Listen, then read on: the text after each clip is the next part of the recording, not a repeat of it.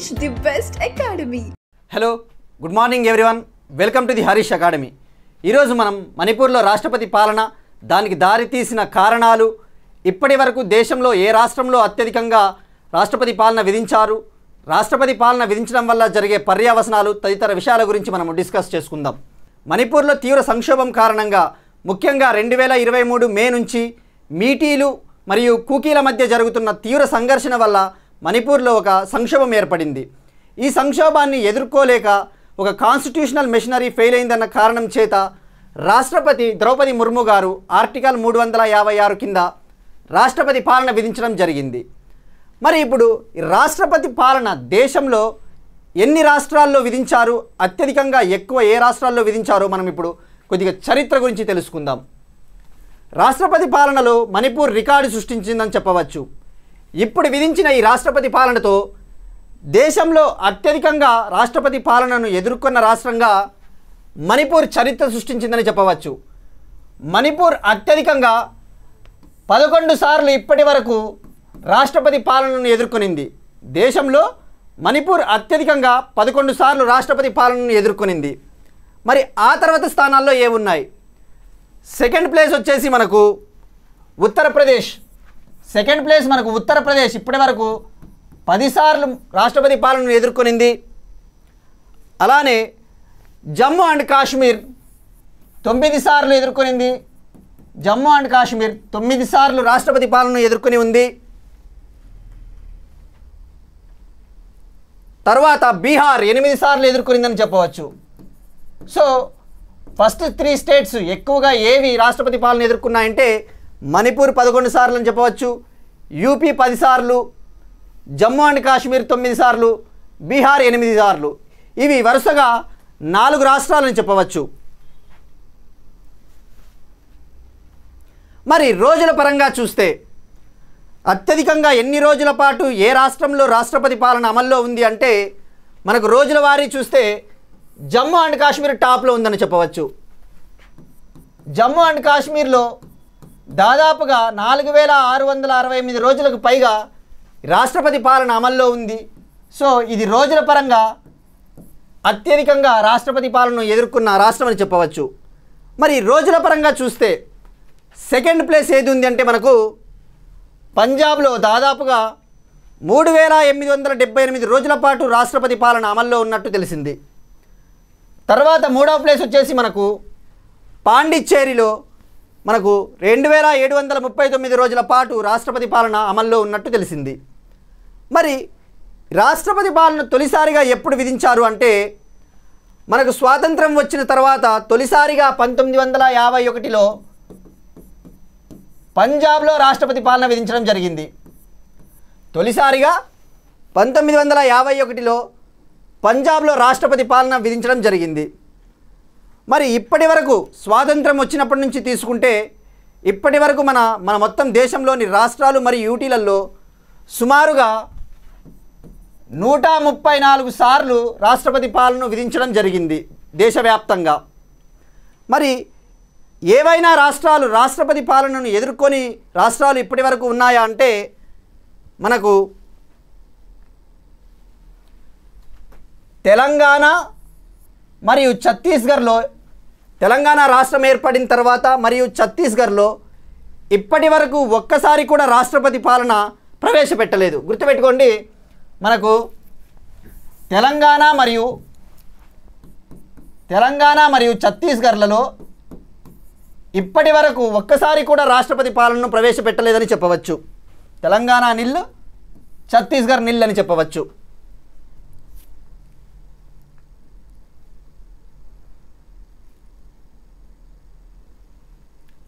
మరి అసలు ఈ రాష్ట్రపతి పాలన మనకు ఆర్టికల్ 356 కింద విధించడం జరుగుతుంది. ఏదైనా రాష్ట్రంలో కాన్స్టిట్యూషనల్ మెషినరీ రాజ్యాంగం విఫలమైందని భావించినప్పుడు రాష్ట్రపతి గవర్నర్ రిపోర్ట్ ఆధారంగానైనా కావచ్చు, లేదంటే గవర్నర్ రిపోర్ట్ లేకుండానైనా కావచ్చు, ఆర్టికల్ 356 కింద ఈ రాష్ట్రపతి పాలనను విధించడం జరుగుతుంది. మరి రాష్ట్రపతి పాలనను దీనికి ఉన్న మరో 2 పేర్లు ఏంటి? ఈ ప్రెసిడెంట్ రూల్స్కి మరో 2 పేర్లు ఏమున్నాయంటే స్టేట్ ఎమర్జెన్సీ అని పిలుస్తారు, రాష్ట్ర అత్యవసర పరిస్థితి, లేదా కాన్స్టిట్యూషనల్ ఎమర్జెన్సీ అని కూడా దీన్ని పిలుస్తారు. గుర్తుపెట్టుకోండి, ఈ ప్రెసిడెంట్స్ రూల్కి మరో 2 పేర్లు ఏంటివంటే స్టేట్ ఎమర్జెన్సీ అనగా రాష్ట్ర అత్యవసర పరిస్థితి, లేదా కాన్స్టిట్యూషనల్ ఎమర్జెన్సీ రాజ్యాంగ అత్యవసర పరిస్థితి అని కూడా పిలుస్తారు. అయితే మనకు ఎగ్జామ్ పాయింట్ ఆఫ్ వ్యూలో ఇక్కడ గుర్తుంచుకోవాల్సింది, వాడు ఎగ్జామ్లో స్టేట్మెంట్స్లో అడుగుతాడు. ఈ రాష్ట్రపతి పాలన విషయానికి వస్తే ఈ ఎమర్జెన్సీ అనే పదము, ఈ అత్యవసర పరిస్థితి అనే పదము రాజ్యాంగంలో పేర్కొన్నారా లేదా అంటే మనం గుర్తుపెట్టుకోవాలి. ఈ రాష్ట్రపతి పాలన విషయానికి వస్తే ఎమర్జెన్సీ అనే పదము రాజ్యాంగంలో పేర్కొనబడలేదు. ఈ అత్యవసర పరిస్థితి అనే పదము రాజ్యాంగంలో పేర్కొనబడలేదు రిగార్డింగ్ ప్రెసిడెంట్స్ రూల్.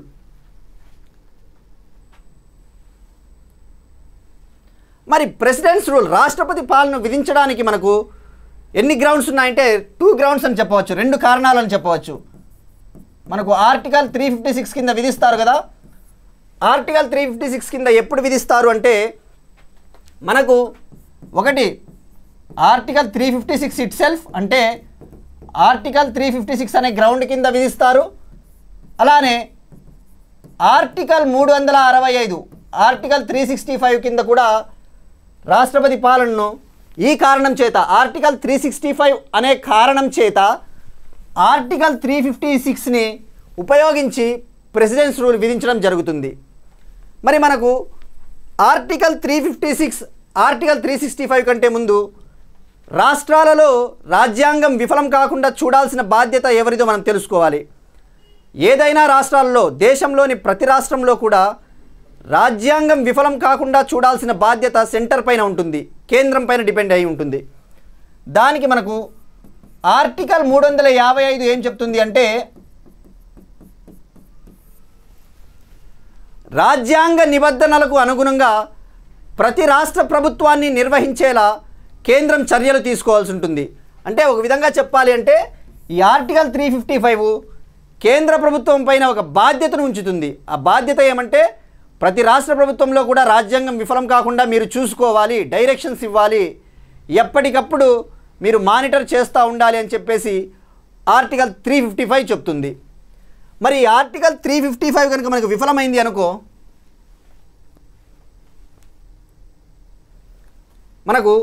మనం చెప్పాం కదా 2 గ్రౌండ్స్, 2 కారణాల కింద ఆర్టికల్ 356 కింద విధించవచ్చు. మరి ఆర్టికల్ 365 ఏం చెప్తుంది? ఆర్టికల్ 365 ఏం చెప్తుంది అంటే ఏ రాష్ట్ర ప్రభుత్వమైనా కూడా కేంద్రం జారీ చేసే ఆదేశాలకు అనుగుణంగా పని చేయకపోతే ఆ రాష్ట్రంలో రాజ్యాంగం విఫలమైందని ప్రెసిడెంట్ భావించిన పక్షంలో ఆర్టికల్ 365 అనే కారణం చేత రాష్ట్రపతి పాలన విధించడం జరుగుతుంది ఆర్టికల్ 356 కింద. మరొకసారి చెప్తాను, గుర్తుపెట్టుకోండి, కన్ఫ్యూజ్ అవుతండి. ఆర్టికల్ 365 ఏం చెప్తుంది అంటే కేంద్రం ఇచ్చే ఆదేశాలను రాష్ట్ర ప్రభుత్వాలు కనుక పాటించనట్లయితే అది కాన్స్టిట్యూషనల్కి విరుద్ధము అని చెప్పేసి ప్రెసిడెంట్ భావించిన పక్షంలో అప్పుడు మనకు రాష్ట్రపతి పాలన విధించడం జరుగుతుంది. ఈ కారణం చేత విధిస్తారు. అలానే మనకు ఆర్టికల్ 356 అనే కారణం చేత కూడా విధిస్తారు.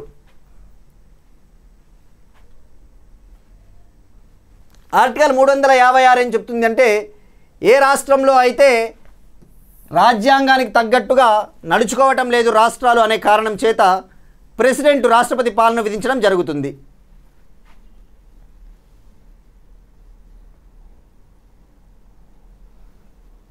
మరి రాష్ట్రపతి పాలన ప్రకటనకు పార్లమెంటరీ ఆమోదం ఎలా ఉండాలి మరియు వ్యవధి ఎంత? రాష్ట్రపతి పాలన ప్రకటనను రాష్ట్రపతి ఇంట్రడ్యూస్ చేసిన తర్వాత అది పార్లమెంటులోని 2 సభల్లో 2 నెలలలోపు ఆమోదం కావింపబడాలి. గుర్తుపెట్టుకోండి, పార్లమెంటులోని 2 హౌసుల చేత ఇది ప్రవేశపెట్టిన 2 నెలలలోపు ఆమోదం కావింపబడాలి. దీనికి తప్పకుండా ఈ 2 హౌసెస్ సాధారణ మెజారిటీతో, గుర్తుపెట్టుకోండి, సింపుల్ మెజారిటీతో, సాధారణ మెజారిటీతో ఈ 2 హౌసెస్ కూడా ప్రవేశపెట్టిన 2 నెలల్లోపు దీనికి ఆమోదం తెలపాలి. మరి ఒకవేళ రాష్ట్రపతి పాలన ప్రకటన ప్రవేశపెట్టారు చట్టసభల్లో. ప్రవేశపెట్టకముందే లోక్సభ గనక రద్దు అయి ఉంటే, లేదా ప్రవేశపెట్టిన తర్వాత లోక్సభ గనక రద్దు అయ్యింది అనుకో, మరి అప్పుడు ఈ రాష్ట్రపతి పాలన ప్రకటన పరిస్థితి ఏమిటి? లోక్సభ రద్దు అయింది మనకు, కానీ రాష్ట్రపతి పాలన ప్రకటన ప్రవేశపెట్టాము. మరి ఇప్పుడు మనకు ఇది ఎంతకాలం పాటు అమల్లో ఉంటుంది? దీని జీవితకాలం ఏమిటి అంటే గుర్తుపెట్టుకోండి, లోక్సభ రద్దు అయినా రాష్ట్రపతి పాలన ప్రకటన ప్రవేశపెట్టకముందే లోక్సభ రద్దయినా, లేదంటే తర్వాత రద్దయినా కూడా తిరిగి మళ్ళీ ఆ లోక్సభ ఏర్పాటయ్యి దాని తొలి సిట్టింగ్ జరిగిన నాటి నుండి 30 రోజుల పాటు ఇది అమల్లో ఉంటుంది. ఆ రద్దయిన లోక్సభ తిరిగి ఏర్పాటయ్యి మళ్ళీ తొలి సిట్టింగ్ ఏర్పడిన నాటి నుండి మరో 30 రోజుల పాటు ఈ రాష్ట్రపతి పాలన ప్రకటన, ఈ ప్రొక్లమేషన్ ఆఫ్ ప్రెసిడెంట్స్ రూల్ అనేది మనకు అమల్లో ఉంటుంది.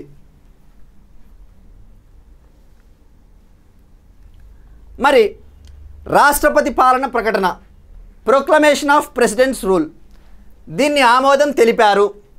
ప్రవేశపెట్టిన తర్వాత దీనికి ఆమోదం వచ్చింది రెండు హౌసెస్ నుంచి. మరి ఇది ఎంతకాలం పాటు అమల్లో ఉంటుంది? మనకు ఎల్లకాలం పాటు అమల్లో ఉంటుందా? ఎల్లకాలం పాటు అమల్లో ఉండదు. కంటిన్యూస్ ఫర్ 6 months అన్నమాట. అంటే 6 నెలల వరకు కొనసాగుతుంది. తర్వాత ప్రతి 6 నెలలకు ఒకసారి 2 హౌసెస్ కూడా దీనికి ఆమోదం తెలుపుతూ ఉండాలి. అంటే అట్ ఏ టైం 6 నెలలు మాత్రమే దీన్ని కొనసాగించడం జరుగుతుంది. 6 నెలల తర్వాత మళ్ళీ 2 హౌసెస్ కూడా దీనికి ఆమోదం తెలపాల్సి ఉంటుంది. మరి గరిష్టంగా ఎంతకాలం పాటు దీన్ని కొనసాగించవచ్చు ఈ రాష్ట్రపతి పాలన అంటే గరిష్టంగా మ్యాక్సిమం 3 ఏళ్ల పాటు దీన్ని కొనసాగించవచ్చు.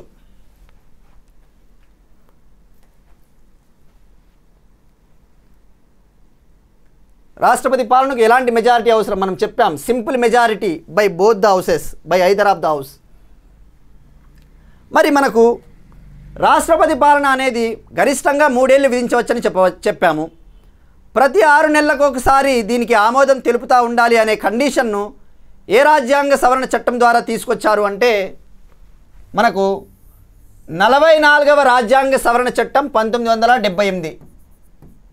44వ రాజ్యాంగ సవరణ చట్టం 1978 ఒక కండిషన్ పెట్టిందనమాట. ఏ రాష్ట్రంలోనైనా కూడా 1 సంవత్సరం దాటిన తర్వాత ప్రెసిడెంట్ రూల్ని కంటిన్యూ చేయాలంటే ప్రతి 6 నెలలకు ఒకసారి ఆమోదం తెలపాలి అనే కండిషన్ని 44వ రాజ్యాంగ సవరణ చట్టం 1978 తీసుకుని వచ్చింది.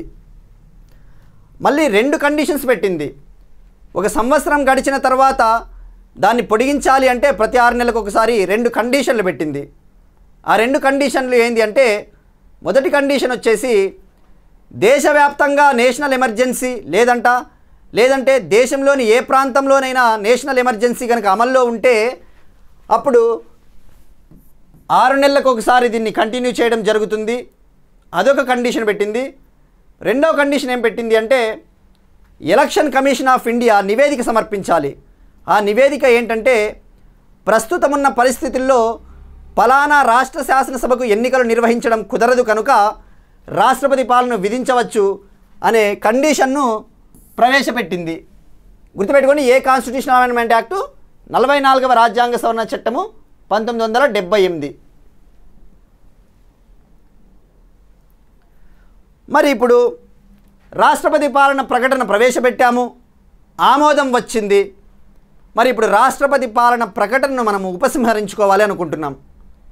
ఈ ప్రొక్లమేషన్ ఆఫ్ ప్రెసిడెంట్స్ రూల్ని రివోక్ చేయాలనుకుంటున్నాం, ఉపసంహరించుకోవాలి అనుకుంటున్నాం. మరి దీన్ని ఎలా ఉపసంహరించుకోవాలి? ఈ రాష్ట్రపతి పాలన ప్రకటనను ఉపసంహరించుకోవాలి అంటే మనకు పార్లమెంటు సభల ఆమోదము అవసరము లేదు. గుర్తుపెట్టుకోండి, పార్లమెంటు సభల అవసరము లేదు. ప్రెసిడెంటు తనంతకు తానే తర్వాత ఒక ప్రకటన ద్వారా ఈ రాష్ట్రపతి పాలనను ఉపసంహరించుకోవచ్చు. గుర్తుపెట్టుకోండి, రాష్ట్రపతి పాలనను ఉపసంహరించుకోవాలి అంటే మనకు పార్లమెంట్ హౌసెస్ యొక్క ఆమోదము అవసరము లేదు. ప్రెసిడెంట్ తనంతటకు తానే దీన్ని ఉపసంహరించుకోవచ్చు.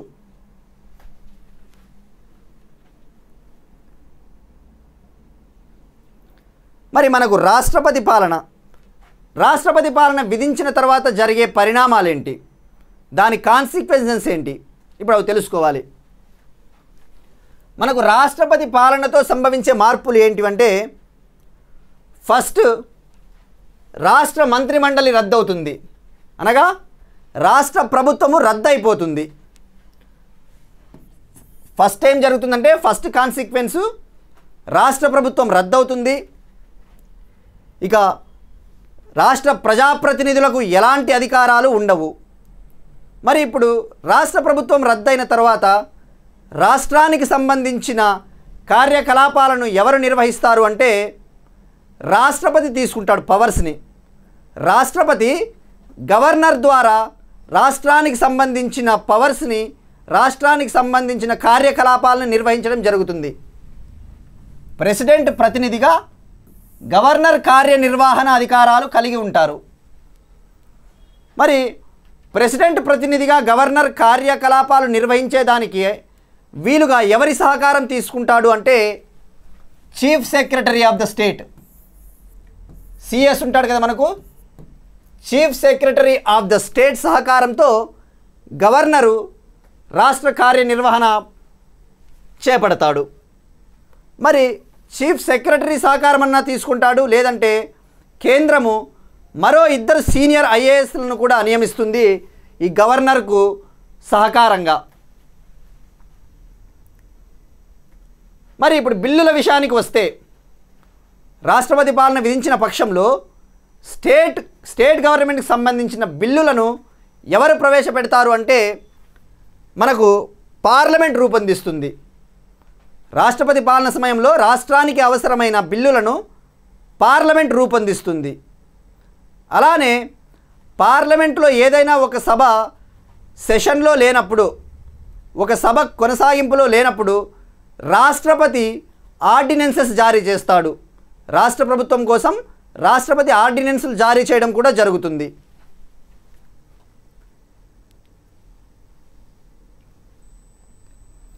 మరి ఇక రాష్ట్రపతి పాలన అమలులో ఉన్నప్పుడు రాష్ట్ర శాసనసభ పరిస్థితి ఏంటి? మనం చెప్పుకున్నాం, రాష్ట్ర మంత్రిమండలి రద్దవుతుందని, అంటే రాష్ట్ర ప్రభుత్వం రద్దవుతుంది. మరి రాష్ట్ర శాసనసభ పరిస్థితి ఏమంటే, రాష్ట్రపతి పాలన విధించిన సమయంలో రాష్ట్రపతి ఆ శాసనసభను రద్దయినా చేయవచ్చు, లేదంటే సస్పెండ్ అయినా చేయవచ్చు. గుర్తుపెట్టుకోండి, సస్పెండ్ అన్నా చేయవచ్చు, లేదంటే రద్దు అయినా చేయవచ్చు. స్టేట్మెంట్స్లో వాడు ఇస్తాడు. రాష్ట్రపతి పాలన విధించిన సమయంలో రాష్ట్ర శాసనసభ తప్పనిసరిగా రద్దవుతుంది అని స్టేట్మెంట్ ఇచ్చినప్పుడు మనం కన్ఫ్యూజ్ కాకూడదు. సస్పెండ్ అన్నా చేయవచ్చు, డిజాల్వ్ అన్నా చేయొచ్చు. ఈ పార్లమెంటు స్టేట్ లెజిస్లేచర్కి సంబంధించిన బిల్స్ పాస్ చేస్తుంది. గుర్తుపెట్టుకోండి, బడ్జెట్ను కూడా పార్లమెంటే పాస్ చేస్తుంది.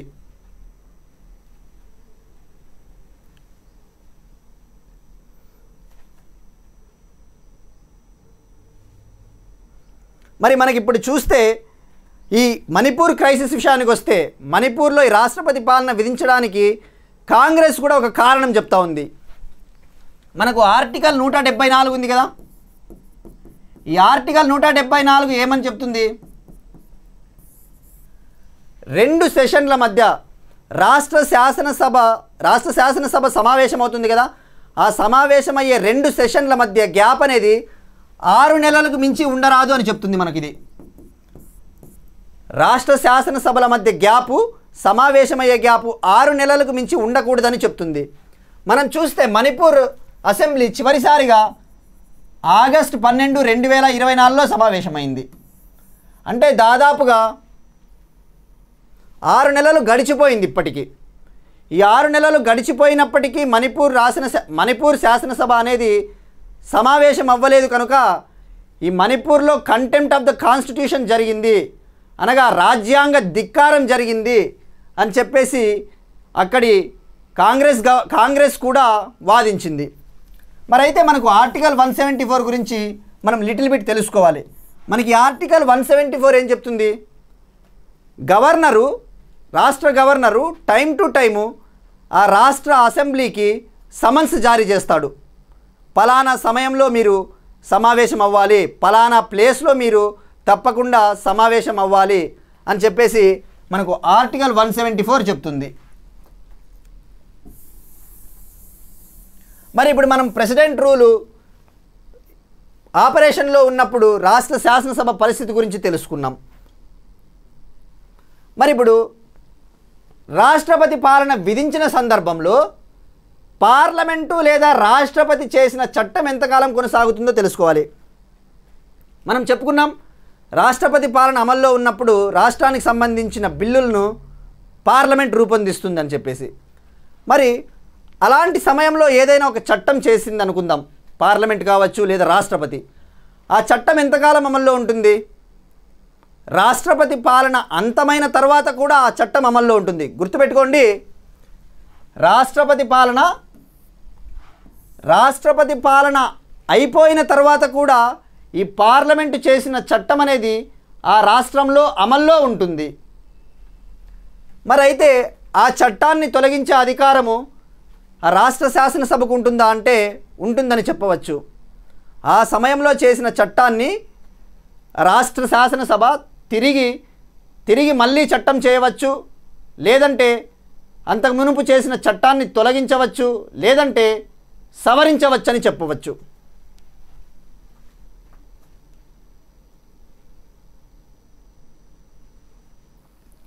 మరి ఇప్పుడు రాష్ట్రపతి పాలన సమయంలో సంబంధిత రాష్ట్ర హైకోర్టులో ఉన్న అధికారాలను రాష్ట్రపతి పొందగలరా?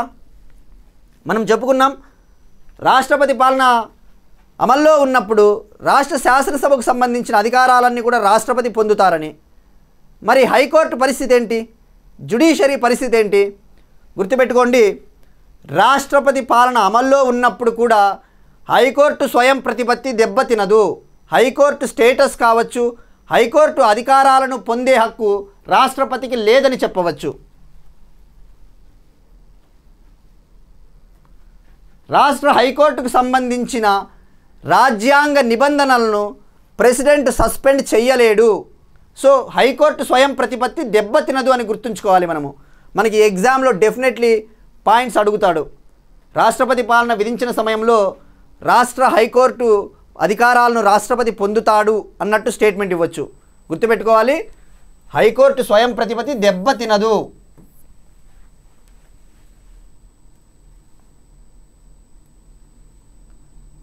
మరి ఇక మనం రాష్ట్రపతి పాలన ఎలా ప్రవేశపెడతారు, ఎలా ఉపసంహరించుకుంటారు, రాష్ట్రపతి పాలన విధించిన తర్వాత రాష్ట్ర శాసనసభ పరిస్థితి ఏంటి అని చెప్పేసి మనము డీటెయిల్గా డిస్కస్ చేసుకున్నాం.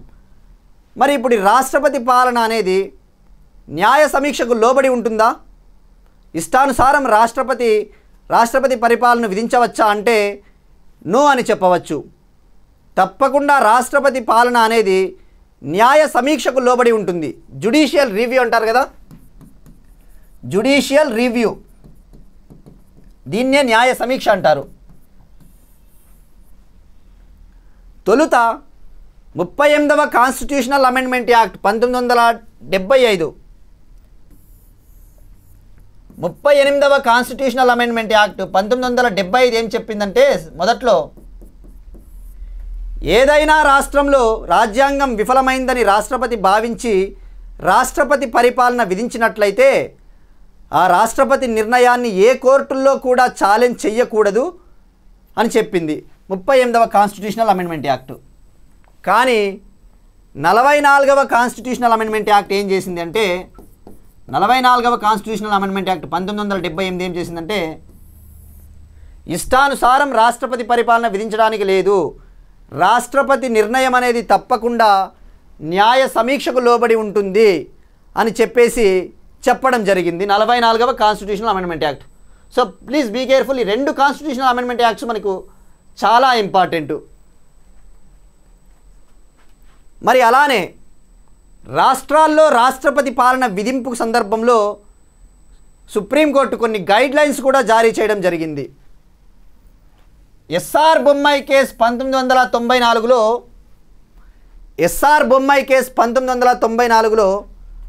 ఆర్టికల్ 356 విధింపుకు సంబంధించి రాష్ట్రాలకు కొన్ని గైడ్లైన్స్ చేసింది. ఏదైనా రాష్ట్రంలో లౌకికత్వం దెబ్బతింటే అటువంటి సందర్భాల్లో మాత్రమే విధించాలి తప్ప ఇష్టానుసారం విధించకూడదని చెప్పింది. మనకు ఎస్ఆర్ బొమ్మాయి కేసు ఏం చెప్తుంది? ఒక ఇంపార్టెంట్ వెర్డిక్ట్ ఇచ్చిందనమాట ఎస్ఆర్ బొమ్మాయి కేసులో. Secularism is a feature of the constitution, secularism is a basic feature of the constitution అని చెప్పింది. లౌకికత్వం అనేది రాజ్యాంగ మౌలిక స్వరూపంలో ఒక భాగం అని చెప్పింది. దానితో పాటు 356ని ప్రాపర్గా యూజ్ చేయాలి అని చెప్పింది. మనకు డాక్టర్ బిఆర్ అంబేద్కర్ గారు ఒకటే మాట చెప్తారు, ప్రెసిడెంట్ రూల్ అనేది డెడ్ లెటర్ లాగా ఉండాలి, డెడ్ రబ్బర్ లాగా ఉండాలి. డెడ్ రబ్బర్ అంటే దాన్ని ఇష్టానుసారం వాడకూడదు అని చెప్పేసి బిఆర్ అంబేద్కర్ గారు చెప్పడం జరిగింది. అయితే ఈ ప్రెసిడెంట్ రూల్ అనేది ఈ రాష్ట్రాల్లో ఈ మధ్యన విధిస్తూ ఉన్న సందర్భాలు చూస్తూ ఉంటే తీవ్రంగా విమర్శలకు కూడా తావిస్తూ ఉందని చెప్పవచ్చు. సో తప్పకుండా మనము రాష్ట్ర ప్రభుత్వాలు రాష్ట్రాలలో ఈ రాష్ట్రపతి పాలన విధించే సమయంలో కేంద్ర ప్రభుత్వం కావచ్చు, లేదంటే జ్యుడిషియరీ కావచ్చు, ఇటువంటి గైడ్లైన్స్ని తప్పకుండా దృష్టిలో ఉంచుకొని రాష్ట్రపతి పాలన విధించాలి అని చెప్పేసి మనము చెప్పవచ్చు.